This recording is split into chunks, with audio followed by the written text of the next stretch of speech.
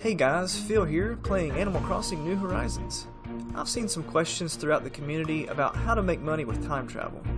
So, in this video, I'd like to walk you through the process of the top ways to make a lot of bells with time travel, and we're getting started right now.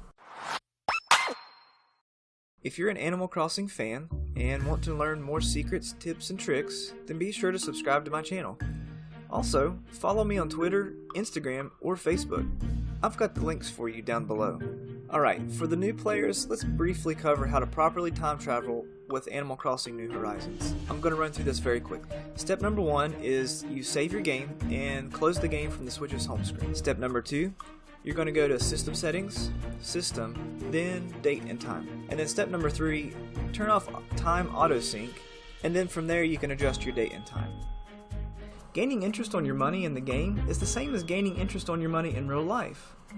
The more money you have in the account, the faster it'll grow. The bank on Animal Crossing New Horizons has a built-in interest payout calculation. As you put money into your savings account, it'll start to collect interest over time. Here's how to do it. Step number 1. Deposit no less than 80,000 bells into your savings account, save your game, and exit completely by closing the software from your Switch home screen. Step number 2. Adjust your console time settings by turning off automatic sync and adjusting the time to 20 years in the past. Step number 3. Launch the game and immediately save and close, and then close the game once again from the Switch's home screen. Step number 4.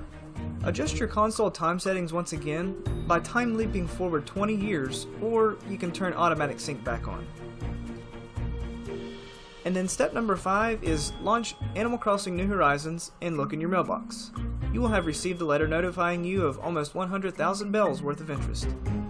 You can most certainly continue to repeat this process as many times as you'd like. Although, stay tuned for the negative consequences portion of this video so you stay informed on how to do this method properly.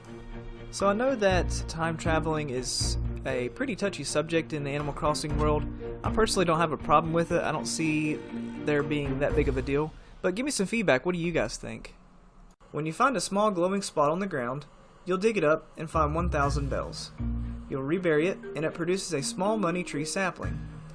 Once the tree is fully grown, it'll produce 3 1,000 bell bags. Hey, it's a pro tip!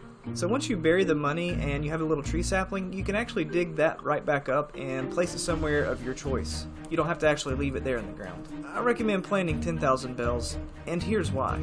So the money gained from the money tree is all based around statistics and probability. So if the player plants 99,000 bells in every glowing spot every day for a year, they will have planted about 36 million bells. Now, with 30% of the trees being about 300,000 bells and 70% of them being 30,000 bells, you can expect to harvest about 40 million bells from money trees for a profit of about 4.1 million bells, which is about 11.5% profit. If the player plants 10,000 bells in every glowing spot every day, they will have planted 3.6 million bells, and then they'll have a 100% chance of getting 3 10,000 bell bags from every tree guaranteed, and that totals about 10.9 million bells. The profit is 7.3 million bells, which equals a whopping 200% profit. So what that is saying is that if you're going to the max of 99,000 bells planted, then your chances are likely to be about a 11.5% profit. And if you plant 10,000 bells, then you're guaranteed a 200% profit, totaling almost 11 million bells. Now, with all that being said, let's get to the process. Step number 1, launch your game, find the glowing spot, dig it up, and place the money amount of your choice in the ground to create the money tree sapling. Dig it up, and move it to a spot of your choice. Step number 2 is save the game and exit completely. Adjust your time to fast forward 1 day. Step number 3 is basically repeating step number 1, which is basically finding the new glowing spot on the ground, create your money tree sapling, and place it in the spot of your choice. Save, exit the game, and adjust your time settings to move forward 1 more day. And then step number 4 is eventually you can start to harvest the money trees, and that should take about 4 days per tree. Okay, so you already know how you can log into the Resident Services terminal every day and get your 50 Nook miles. Well, you can still do this with time traveling as well, but you have to log in consecutive days in a row in order to get the compounded Nook miles. So in other words, you can't travel backwards or travel forward more than one day if you want to receive the compounded amount of Nook miles from the Resident Services terminal. Alright, so there are a few downsides to time traveling that I'd like to point out.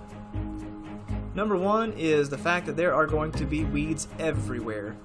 So as you start time traveling in either direction, any amount of time, your island will start to gain more and more weeds. This will affect your star rating, so be sure to get them cleaned up soon if you are worried about that type of thing. And number two is your residents may start to leave. If you time travel too much, then residents may start to feel neglected. But just keep this in mind. I mean, I've done this several times. I've not had any major issues out of it. Typically, if I see a resident that's starting to have a little cloud over their head or have a little purple swirly over their head, then I'll just give them a present or talk to them a couple of times, and that kind of reverses anything that could have negatively impacted them from time traveling. Alright, so here's some bonus tips about time traveling.